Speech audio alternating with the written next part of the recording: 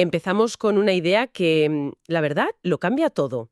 El cortisol no es el villano de la historia. Para nada. Es una hormona de supervivencia, brillante en su diseño, hecha para salvarnos la vida. La verdadera pregunta es, ¿qué pasa cuando esa alarma de emergencia del cuerpo se queda encendida durante meses o incluso años? Exacto. No vamos a hablar de una hormona mala, sino de un sistema de regulación que es, bueno, increíblemente sofisticado y que nuestro estilo de vida moderno puede sabotear por completo. Claro. El problema no es el pico de cortisol que sientes si tienes que dar un frenazo con el coche. Para eso estamos diseñados. El problema es cuando esa cadena de mando que va del cerebro a las glándulas adrenales, lo que los técnicos llaman el eje HPA, Se queda atascada. se queda atascada en modo on. Hemos recibido un análisis muy completo sobre justo eso, el hipercortisolismo crónico, que es básicamente cuando la hormona del estrés deja de ser una aliada para convertirse en algo que nos consume desde dentro. Así que nuestra misión hoy es entender cómo funciona este sistema, por qué un estado de alerta permanente lo desequilibra todo y qué consecuencias reales tiene para nuestro metabolismo, nuestro cerebro y, claro, nuestro rendimiento. Pues vamos a ello. De acuerdo, vamos a desmontar esto. ¿Cómo funciona exactamente esa cadena de mando? Los apuntes dicen que todo empieza en el cerebro, En el hipotálamo. en el hipotálamo. Así es, imagínalo como una jerarquía militar. El hipotálamo es el general en el cuartel general. Cuando percibe una amenaza, envía un mensajero, una sustancia llamada CRH. Vale. Este mensajero viaja a una distancia muy corta, hasta la oficina del coronel, que sería la glándula hipófisis. Y el coronel, al recibir el mensaje, moviliza las tropas. Exacto. Libera otra sustancia, la ACTH, ACTH. que viaja por la sangre hasta las glándulas suprarrenales, que están sobre los riñones. Y estas son las tropas en el frente, las que finalmente producen el cortisol para la batalla. Es una cascada de órdenes muy clara. Esa analogía es perfecta y, de hecho, nos ayuda a desmontar un mito muy extendido que las fuentes mencionan, la famosa fatiga adrenal. Ajá, sí. La gente cree que las glándulas, las tropas, se agotan de tanto luchar. Pero los análisis son clarísimos. No es eso. No, las glándulas no se fatigan como un músculo. El problema casi nunca está en el frente de batalla. El problema está en el cuartel general. Precisamente. Es el general, el hipotálamo, que sigue gritando «alarma, alarma» cuando la guerra ya ha terminado. Has dado en el clavo. El fallo está en la regulación central, en la comunicación. Y esa comunicación, en condiciones normales, no es caótica. Tiene un ritmo muy elegante, un ritmo circadiano. ¿Y cómo es ese ritmo? Lo normal es tener un gran pico de cortisol entre 30 y 45 minutos después de despertarnos. Es como el café endógeno del cuerpo. Es la mejor analogía posible. La señal de en marcha que empieza el día. Nos da energía, enfoque, nos pone en marcha. Pero a partir de ahí, el nivel de cortisol debería descender progresivamente a lo largo de todo el día, hasta alcanzar su punto más bajo por la noche. Ese descenso es la señal biológica que le dice a nuestro cuerpo, misión cumplida, es hora de bajar las armas, reparar y descansar. Y aquí es donde nuestro estilo de vida moderno lo destroza todo. Totalmente. El estrés del trabajo, la falta de sueño, la luz de las pantallas a medianoche, incluso entrenar demasiado. Todo eso le envía al general la señal de que la batalla nunca termina, y el ritmo se rompe. Se rompe por completo. El cortisol, que debería ser un pulso, se convierte en un ruido de fondo constante y elevado. El cuerpo pierde la capacidad de distinguir entre día y noche, entre alerta y calma. Y claro, cuando el cuerpo cree que está permanentemente en modo supervivencia, empieza a tomar decisiones metabólicas desastrosas. Exacto. Un momento, entonces, si el cuerpo está convencido de que hay una emergencia 24/7, ¿qué hace? Porque necesita energía y la necesita ya. Justo. Su única prioridad es mantener el cerebro con glucosa, a cualquier precio. Y para ello, desata lo que las fuentes llaman una tormenta perfecta metabólica. Suena mal. Lo es. Primero, le ordena al hígado que libere toda la glucosa que pueda a la sangre. Vale, más azúcar en sangre. Pero, ¿de dónde saca la materia prima para fabricar esa glucosa, si no la hay? Aquí viene la parte terrible. La saca del sitio más valioso, de nuestros músculos. No puede ser. Inicia un proceso catabólico, es decir, de destrucción. Literalmente canibaliza el tejido muscular para convertir los aminoácidos en glucosa. Está sacrificando nuestra fuerza y nuestra estructura a largo plazo por energía a corto plazo para una amenaza que en realidad no existe. Es una locura. Estás vendiendo los muebles de la casa para pagar una factura de la luz que no para de subir. Tal cual. Y veo en las notas que además de romper músculo, se pone a acumular un tipo de grasa muy concreto. Sí, la grasa visceral. Esa grasa profunda que se aloja en el abdomen, rodeando los órganos. La peligrosa. La más peligrosa, sí. El cuerpo la ve como una reserva de energía de emergencia de fácil acceso. Así que el panorama es más azúcar en la sangre, menos músculo en el cuerpo y más grasa en la barriga. Y para rematar, hay otro problema con la insulina, ¿verdad? El golpe de gracia.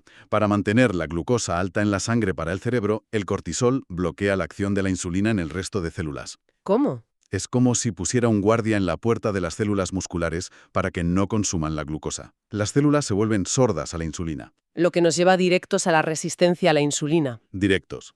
que es la antesala de la diabetes tipo 2. Sin duda. De hecho, los estudios actuales ya consideran el hipercortisolismo un factor causal central en el desarrollo de la diabetes. Y hay que entender que esa grasa visceral no es un simple almacén. No. Es un órgano endocrino por sí mismo, que produce sus propias sustancias inflamatorias.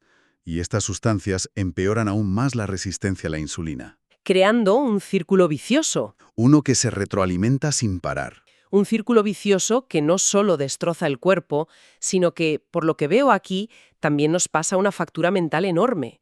Las fuentes hablan de que el cerebro se remodela. ¿Qué significa eso exactamente? ¿Estamos hablando de un daño físico real? Por desgracia, sí. Es una de las consecuencias más alarmantes. El cerebro está lleno de receptores para el cortisol, así que cuando está inundado constantemente, sufre cambios estructurales. Vaya. Es como dejar una planta de interior bajo un sol abrasador todo el día. Al final, sus hojas se queman y su estructura se debilita. Vale, aquí sí se identifican tres áreas clave. La primera, que me ha llamado la atención, es el hipocampo. Tengo entendido que es como el centro de nuestra memoria y aprendizaje, ¿no? Exacto. ¿Qué le hace el cortisol? El hipocampo es crucial para formar nuevos recuerdos y también para regular nuestras respuestas emocionales. El cortisol crónico hace dos cosas devastadoras aquí. A ver. Primero, frena en seco la creación de nuevas neuronas, un proceso llamado neurogénesis. Y segundo, reduce los niveles de BDNF. Que es como el fertilizante del cerebro. Justo. El resultado es niebla mental, dificultad para aprender y una menor capacidad para gestionar las emociones. Luego mencionan la corteza prefrontal, nuestro CEO particular, la parte que toma decisiones, planifica y controla los impulsos. Exacto. El exceso de cortisol en esta área es como si el director ejecutivo de una empresa estuviera permanentemente borracho. Menuda imagen. Empezamos a tomar peores decisiones, nos volvemos más impulsivos y perdemos la capacidad de pensar a largo plazo. Nos domina la reacción inmediata. Y la tercera pieza de este puzzle es la amígdala, Nuestro detector de amenazas, que se vuelve... hiperreactiva. Es como si el detector de humo de tu casa se volviera tan sensible que saltara con el vapor de la ducha. Madre mía. Empezamos a percibir amenazas donde no las hay, lo que dispara la ansiedad y el miedo. Se crea un estado de hipervigilancia constante. Si juntas las tres cosas, un hipocampo debilitado, un CEO impulsivo y un detector de alarmas hipersensible, tienes la receta perfecta para la depresión y los trastornos de ansiedad. Es el terreno neurológico ideal para que florezcan. Pero lo más preocupante, y es algo que las fuentes destacan con insistencia, ¿Aún hay más? son los estudios más recientes que lo vinculan con un mayor riesgo de Alzheimer. ¿En serio? Se ha observado que el cortisol crónicamente elevado promueve la acumulación en el cerebro de las proteínas beta-amiloide y tau. ¿Qué son las que definen la enfermedad? Precisamente, las placas y ovillos característicos. Un momento, aquí hay algo que no me cuadra. Todos asociamos los corticoides, que son básicamente cortisol sintético, con bajar la inflamación. Claro. Los médicos los recetan para el asma, las alergias. ¿Cómo puede ser que el estrés crónico, con el cortisol por las nubes, acabe causando inflamación? Parece completamente al revés. Es una de las grandes ironías de este sistema, y es fundamental entenderla. Y la clave está en el concepto de resistencia. ¿Como con la insulina? Igual. Imagina que gritas una orden una y otra vez en un cuartel. Al principio, los soldados obedecen, pero si no dejas de gritar la misma orden durante semanas, al final, dejan de escucharte. ¿Se vuelven sordos? Se vuelven sordos a la orden. O sea que las células del sistema inmunitario se vuelven sordas a la señalante inflamatoria del cortisol. Exactamente. El término técnico es resistencia al receptor de glucocorticoides. Los receptores de las células inmunes se saturan y dejan de responder a la señal de freno del cortisol. El freno deja de funcionar. Y cuando en un sistema tan potente como el inmunitario quitas el freno, Ujú. el resultado no es una supresión, Es el caos. es el caos. Y ese caos se traduce En una inflamación crónica de bajo grado. El sistema inmunitario se desregula. Ya no sabe cuándo atacar y cuándo estar en calma. Es como un ejército sin un mando claro, que empieza a disparar a todo lo que se mueve. incluidos los propios tejidos del cuerpo. Eso es, se altera el equilibrio entre las células que calman la inflamación y las que la promueven. Lo que nos abre la puerta de par en par a las enfermedades autoinmunes. Las notas lo asocian directamente con un mayor riesgo de artritis reumatoide, lupus, esclerosis múltiple. Precisamente, se crea el ambiente perfecto para que el sistema inmunitario cometa errores y ataque al propio cuerpo. Esa inflamación silenciosa y persistente es la raíz de muchísimas patologías crónicas. Y me imagino que para alguien que busca rendimiento físico, un atleta, por ejemplo, esta combinación de catabolismo muscular e inflamación crónica debe ser un desastre total. Es el fin de su carrera si no se controla. En el mundo del deporte se utiliza una métrica clave que se menciona aquí, el ratio testosterona-cortisol. Ah, sí. La testosterona es la principal hormona anabólica, la que construye. El cortisol es la principal hormona catabólica, la que destruye. En un atleta sano, la testosterona domina. Pero con el estrés crónico, el cortisol toma el control y el cuerpo entra en modo de autodestrucción. Correcto. Y los efectos son devastadores para el rendimiento. Se bloquea la construcción de músculo nuevo, se acelera la degradación del que ya existe, Uf. se impide que los músculos recarguen sus depósitos de glucógeno después de entrenar y, muy importante, se deteriora la calidad del sueño profundo. Que es justo el momento en el que el cuerpo debería estar reparando todo el daño del entrenamiento. Exacto. El atleta entra en un estado de sobreentrenamiento. Por mucho que entrene no mejora, de hecho empeora. Y se lesiona. Su riesgo de sufrir lesiones musculares o tendinosas se dispara. Y como su sistema inmunitario también está disfuncional, se resfría constantemente, coge infecciones. Es una bandera roja gigante que indica que el estrés total, entrenamiento, trabajo, vida personal, ha superado por completo su capacidad de recuperación. De acuerdo, hemos pintado un panorama bastante sombrío. El cuerpo canibalizando sus músculos, el cerebro encogiéndose, el sistema inmune enloquecido. Pero las fuentes no se quedan ahí, ¿verdad? ¿Proponen una salida? Afortunadamente sí, y se centran en estrategias prácticas con respaldo científico, no en soluciones mágicas. Bien. El objetivo no es eliminar el cortisol, sino devolverle su ritmo, recalibrar el sistema. Mencionan los adaptógenos. La ashwagandha es la que parece tener más estudios detrás. Es la estrella, sin duda. Las fuentes citan varios ensayos clínicos que demuestran que dosis de entre 300 y 600 miligramos al día durante al menos 8 semanas. 8 semanas.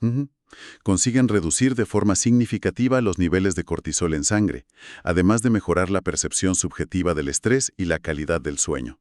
Actúa como un ecualizador del eje HPA. Y en cuanto a la nutrición, ¿cuáles son las claves? Se destacan 3 elementos.